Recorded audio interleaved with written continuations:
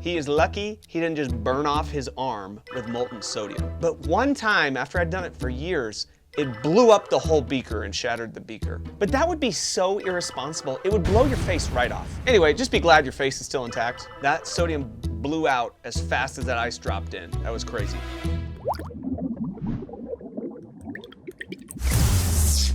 Redeem Academy. Hey, what is up, Science Squirrels? Johnny here with Redeem Academy. I am here to help you get the most out of your education through content that gives God the glory he deserves. We are in the middle of our chemistry unit. Today is lesson 3. We're going to be talking all about ions. Now, you probably have heard the word ion and have no idea what an ion is. It is my goal today for you to walk away and have a good understanding of what ions are, understand why they form, and understand how they are important to your everyday life. I want to give a special shout out to our sponsor today, sodium, the metal. I want to eat it. You should know that 6 out of 7 chunks of sodium are subscribed to Redeem Academy. You probably thought sodium is a salt, just a crusty old salt. It's actually a metal, and when oxygen touches it, it does oxidize and become salty on the outside. But on the inside, it's actually a really squishy metal. It's so soft you could actually take a bite of it. But that would be so irresponsible. It would blow your face right off. Now, why would you do that? I can't leave you alone with the sodium for 1 minute. This is why we can't have nice things. Anyway, just be glad your face is still intact. If you'd like to avoid having your face blown off, don't take a bite of sodium. Subscribe to the channel right now. And go to redeemacademy.org and get a notebook to follow along if you haven't already. Now, like I mentioned, we're going to be talking about ions today. But before we do that, we're going to do a little review of atoms. Let's get into the notes. Okay, now remember that electrons are the particles that give the atom its orbitals. And that's what gives the atom its shape. And today, I'm probably for the first time telling you that the electron has a negative charge. All right, so I already showed you my fan example of electrons. Here's another example from my childhood. I have no idea if any of you have ever even seen this cartoon, but I grew up on this cartoon. It's called Looney Tunes. I definitely identified as being a Tasmanian devil as a child. My mom and dad used to threaten to send me to counseling because I was so hyperactive. And this character from the Looney Tunes in particular, I felt like he was my spirit animal, I think. And so look at the way he travels. That's a boy, Tazzy. Come and hear the pretty music.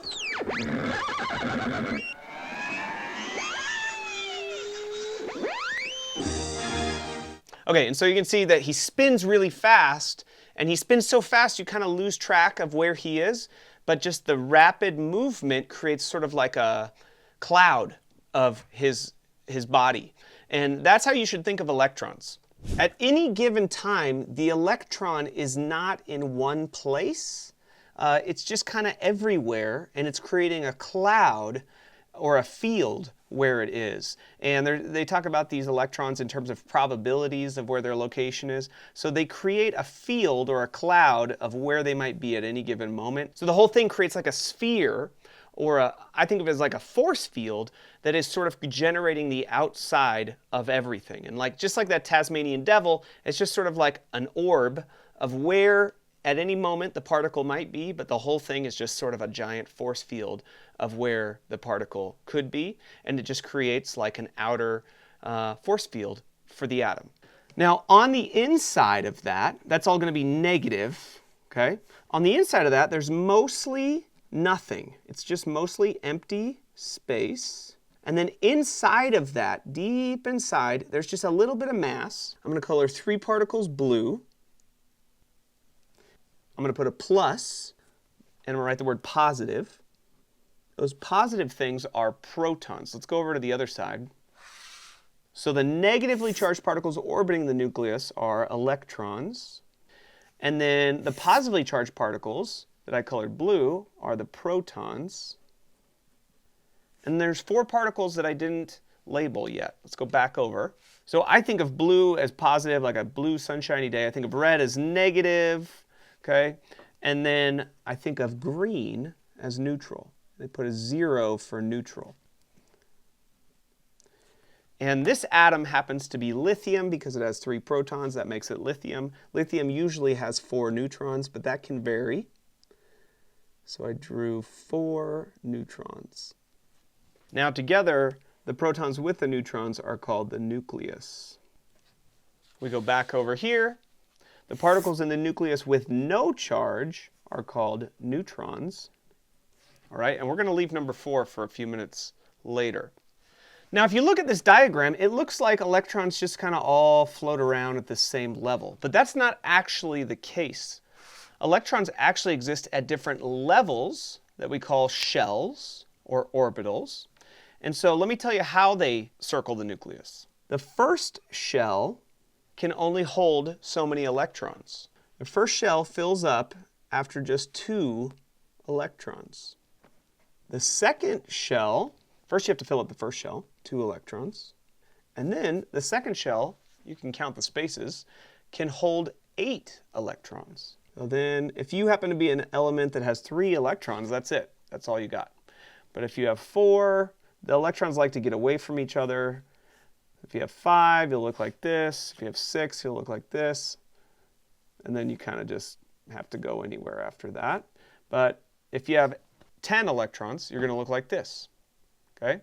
Now, if you have 11 electrons, you're going to go to the next level. So if you have 11 electrons, you're going to have a third shell. So if you have 11 electrons, your first 2 electrons are going to go like this. Then you're going to have your next 10. Sorry, your next 8. That makes 10. And then number 11 is going to come in and land somewhere out here. And then you're going to keep going and slowly fill up like this. Now, my goal after I finish teaching biology for a whole year is to do a whole year on chemistry next. And the rules are much, much more complex than what I just wrote down on paper right there. But for our purposes, you can think of it as 2, 8, 8, and then they have this rule called the octet rule that atoms want a full octet. So you can just think of it as 2, 8, 8, 8, 8, 8, and that'll work fine for biology for this year. The rules are actually much more complicated, okay? And then when you get into high school chemistry, oh, so much more complicated. And then there's little exceptions to the rules. So it can be very confusing. But to keep it simple, just think of it as 2 and then always 8. Okay, so how many electrons fit in the first shell? 2. How many electrons fit in the second shell? 8. How many electrons should you think of fitting in every shell after the second shell? 8. Okay, so now to talk about ions, I've built you up. You understand protons are positive, electrons are negative. I need to make sure you understand what OCD is. Here we go, cats with OCD.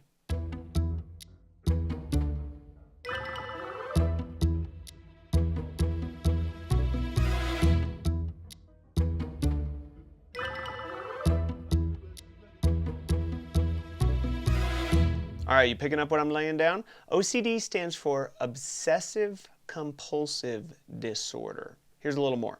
It was all fun and games until OCD showed up. Serve this to your OCD friend. OCD alphabet soup. Now, OCD is not actually something to joke around about too much because some people actually have OCD and it's like a real issue. I worked with a girl who had OCD since she was a little girl, and it's like, it can be like actually a big deal. What is funny is when somebody just is kind of a perfectionist and you slice the sandwich sideways for them and give it to them, and then you're just bothering your friend. But I like to joke around about atoms and talk about how atoms are like humans and atoms are like perfectionists, or atoms are like quirky humans who just want things to be just right. And so I'm trying to help you understand why atoms behave the way they do. And so I want you to think of atoms as like your quirky friend who has just a little bit of OCD. So when I mention that atoms are a little quirky like this, they have a little OCD, what atoms want, more than the fact that they want to keep all their electrons or have the same number of electrons and protons, what they really want is to have a full shell of electrons. So deep down inside, every atom wants to be happy, and what makes an atom happy is a full shell of electrons. Just like that friend with a little bit of OCD wants their sandwich to be sliced just right. They want all the colored balls in the ball pit to be separated based on color. They want all the letters in their alphabet soup to be sorted in alphabetical order. Atoms so badly want to have a full octet. They want to have 8 outer electrons. Or if it's helium or hydrogen, they just want to have 2 outer electrons because that's all they need to fill their shell. So check this little guy out. His name is sodium. Remember our sponsor today? He happens to have 11 protons. And he happens to have 1, 2, 3, 11 electrons. But look at that electron right there. Just 1 too many. He's got 1 too many electrons to have a full outer shell. He's got just, if you could just get rid of that 1 electron. Well, we're going to watch some videos about what sodium likes to do to get rid of that electron. I love playing with sodium. Every year in my classroom, I mess around with sodium, and I had never thought of doing this with sodium. Of course, I don't have a lake right next to my classroom.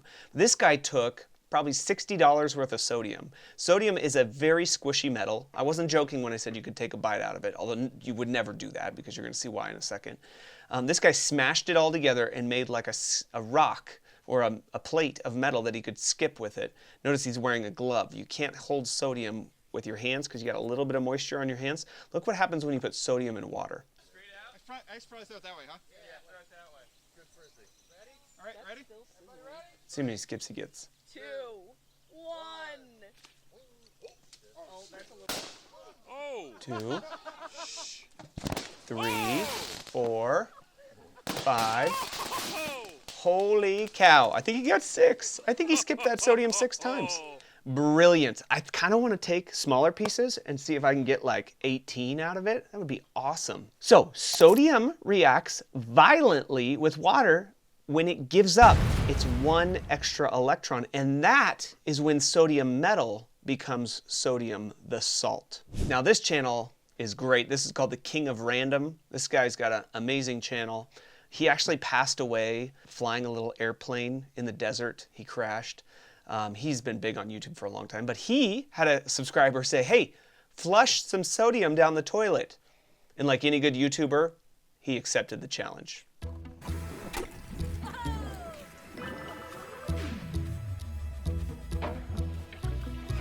Beautiful. That's not the end though.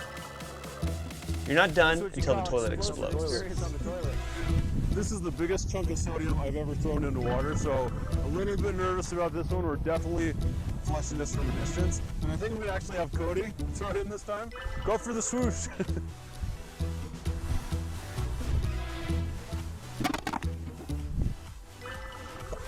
Okay. That reaction actually was pretty cool. That was fun. This time we're going to do the same thing. We're going to flush it and see if we can make it go off during the flushing process. Yes, during the flush. Go a little bit bigger, just to take it to the next level. This is the grand finale. We got a whole handful of sodium here, like 6 chunks. I'm going to throw them in, and at that exact moment, Cody's going to flush, and hopefully we'll get some kind of epic reaction. I don't know who this guy Cody is, but it seems like they're putting Cody in front of the danger every time. You ready for this?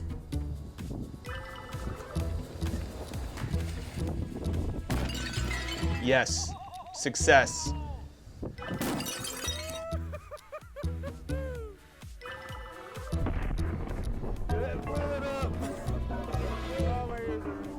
This is right at my level of science. Blowing up toilets for science. This guy's got another awesome channel I watch a lot. It's called The Action Lab. He's got this perfect nerdy science voice. He's got a PhD in chemistry. I'm very impressed with this guy. He always does the craziest, weirdest experiments. His channel's called The Action Lab. You can definitely check him out for all kinds of cool chemistry things. Well, normal water's wet. And yes, water can be wet. Don't get me started on that. If you roll some drops of water in fumed silica, this hydrophobic coating protects the droplet from other water. It can't merge with other drops. But if you just take fumed silica... So I just randomly found this video today when I was looking at sodium on YouTube. I think he called it fumed silica, and it wraps up water and keeps water away from other water. Now check this out. He's going to blend it and make dry water where it's tiny little pieces of water all hidden from other pieces of water. And then he's going to drop sodium in it. and mix it in a blender with water, it'll form tiny micro droplets of these hydrophobic drops of water.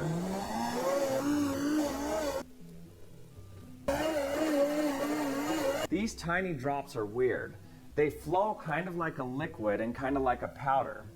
But here's where it gets interesting. What would happen if we put a sodium chunk in the dry water? Now, there are inside experiments and outside experiments. I've learned through experience that sodium in water is one of those outside experiments. So I have also learned through experience that sodium in water is an outside experiment because you get these chunks that are about this big. I do this in my classroom, in my high school chemistry class. You drop them into a beaker that's like a 400, 600 milliliter beaker, and they usually sit on top and just kind of blow out little chunks, and the beaker's fine, and it's just big mess, and it's cool. And so it's more exciting when it's inside the classroom. But every once in a while, it's a bigger explosion, but that's okay too. But one time, after I'd done it for years, it blew up the whole beaker and shattered the beaker. And so that time, I decided to start going outside to do the experiment. And now what I do is I actually attach the sodium to a brick and drop it into a bigger bucket. And when it goes underwater, you get a bigger explosion every time. And I watched the end of this guy's video, which I'm not going to show you. And he showed some like slow motion footage of people doing this in a vacuum chamber where there's no oxygen because there's some hydrogen gas that gets made by this reaction. And there is a secondary reaction with hydrogen, but there's a primary reaction, and he shows all this nerdy stuff. You should go watch the video if you want to know about it. But it's probably the reason it's a variable reaction. Now this is really cool. The thing about sodium, it's a metal, but look at that. He's cutting it with a butter knife, and it's shiny on the inside, but it's dull on the outside. And that's because it oxidizes quickly, which means it reacts with oxygen really quickly. It came in a tube of oil, and he's going to squish it here with his hands. Check this out. Look how soft this is. I can literally just shape it with my hands here. Okay, so we've got our ball of sodium. Let's see what happens when we put it in the dry water. Okay, just dropped it in.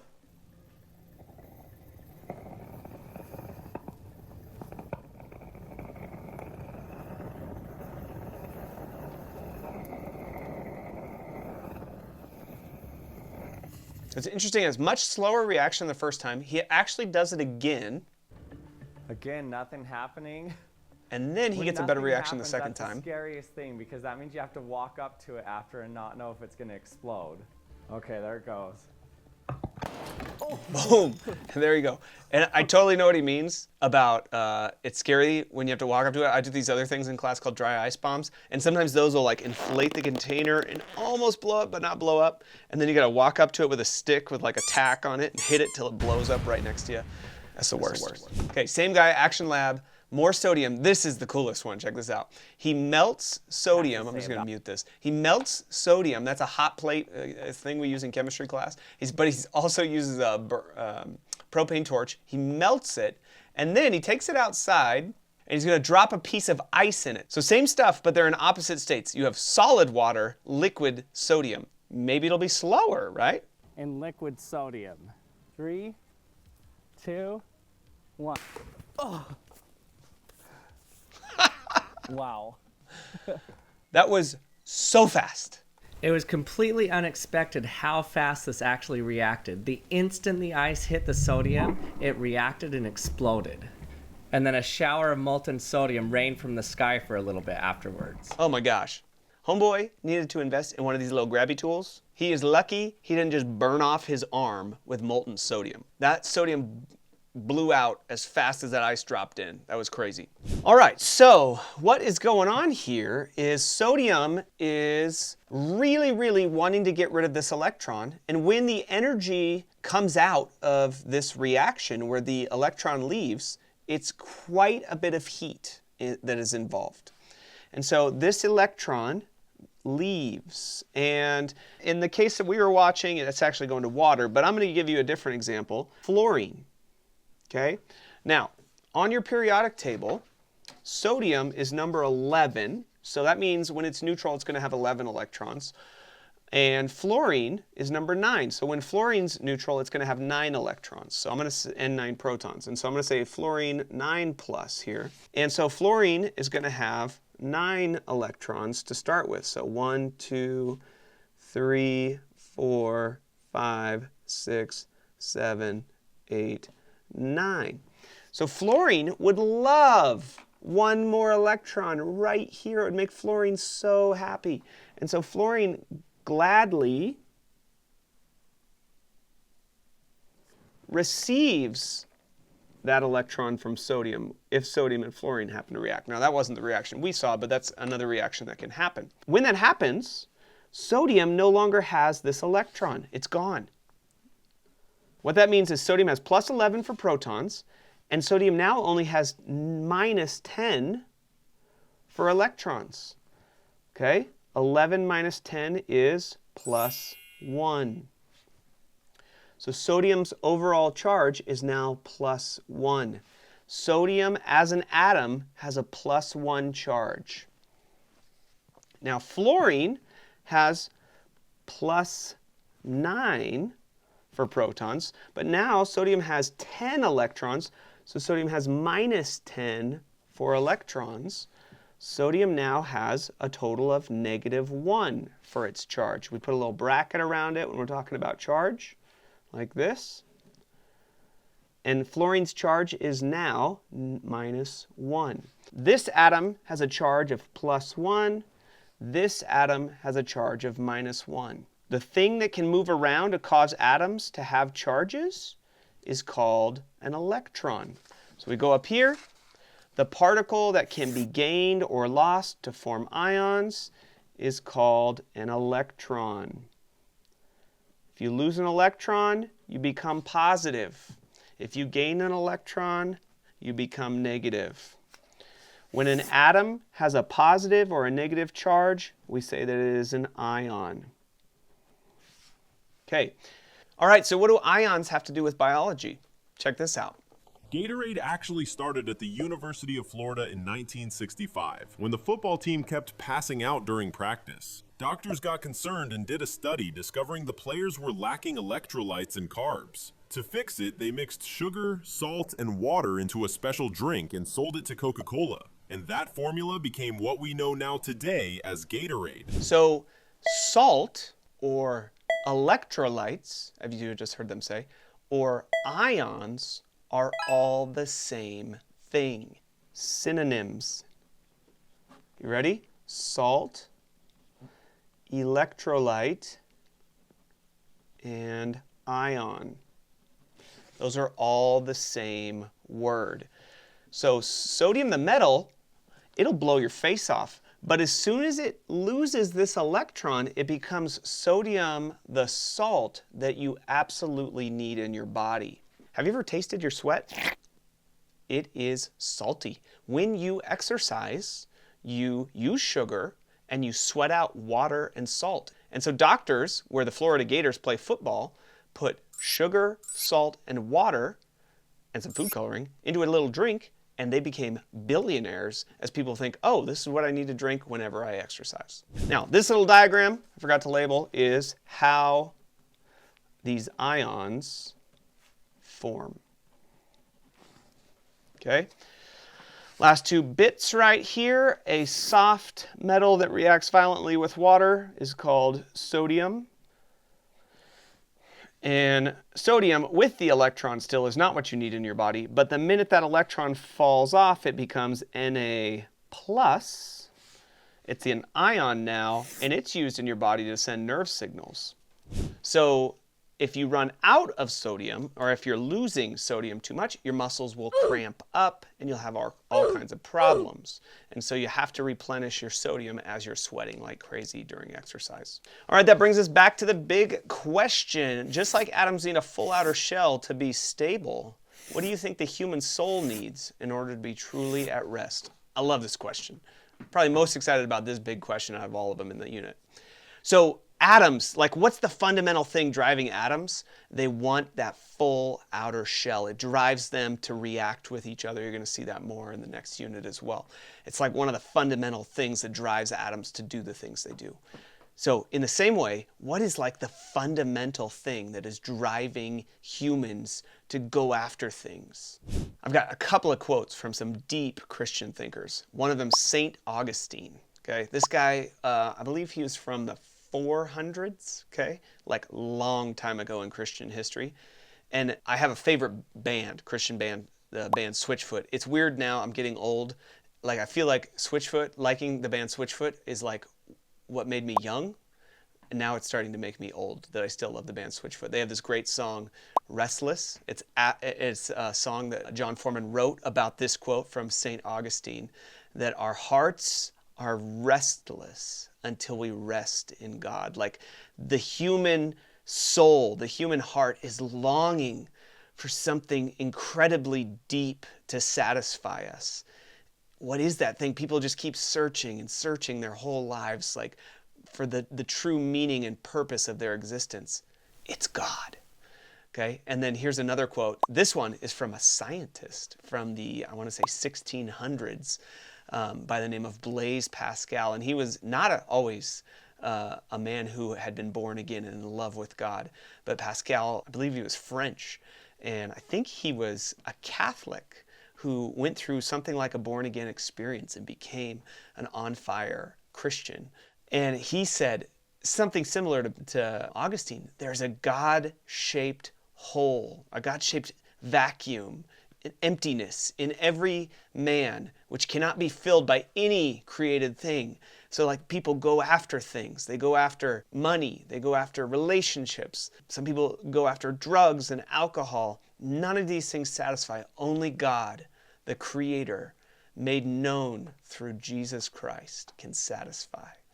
What a beautiful thing. And so just in the same way that atoms are basic, they're just material. They're made to have a full outer shell of electrons. They're made to complete their octet. Humans were made to know their Creator. There's a quote from a catechism. I can't remember the catechism off the top of my head. I'm not like the kind of person who would know any catechism, but I've just heard it, and I just like this quote. It's something like, what is the chief end of man? And it is, the chief end of man is to know God and enjoy Him forever. This is what I have on my shirt, sort of. Love God with all your mind. Somebody asked Jesus, what is the greatest commandment? And Jesus, this is one of the things He said. He said, love the Lord your God with all your mind, your soul, and your strength. You know, and then to love your fellow man as well. These are like the fundamental, deep things of what is good and right and what we were made for. Just like atoms have their fundamental things that drive them, so do we as human beings. I hope that blesses you, and I hope this lesson helped you understand what an atom is and what an ion is. An ion is an atom that gains or loses an electron, and they are very much a part of your existence. Peace out, Girl Scouts. Hope you have a great day.